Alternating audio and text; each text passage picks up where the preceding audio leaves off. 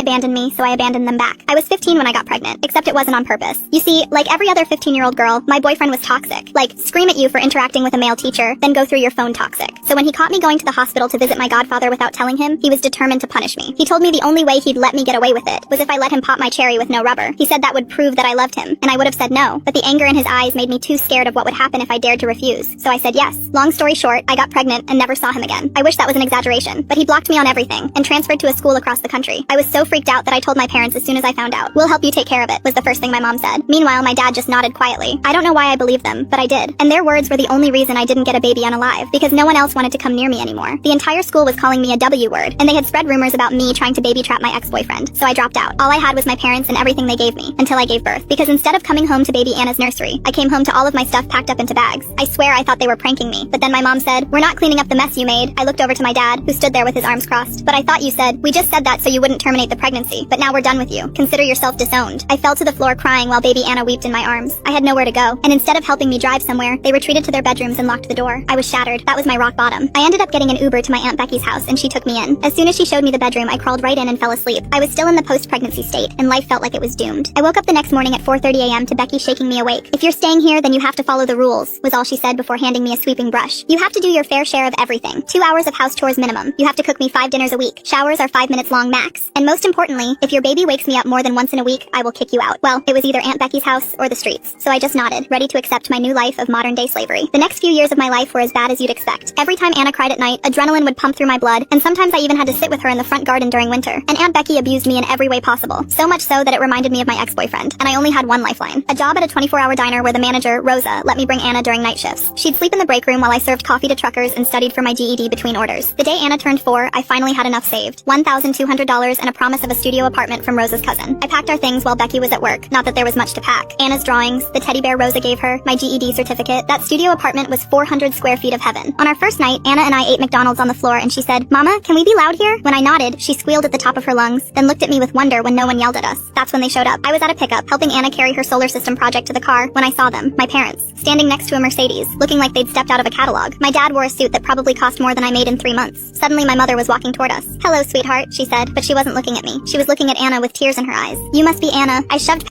past them and practically ran to the car with Anna holding my hand. And the moment I saw them drive away too, I knew they'd be back. Parents who disown you for 7 years don't suddenly grow hearts. They grow strategies. Within a week, expensive toys appeared at Anna's school. Her teacher mentioned generous grandparents had paid for the entire class field trip. Other parents started looking at me differently, whispering about the teen mom whose wealthy parents were trying to help. The legal papers came 3 months later. Their lawyer had been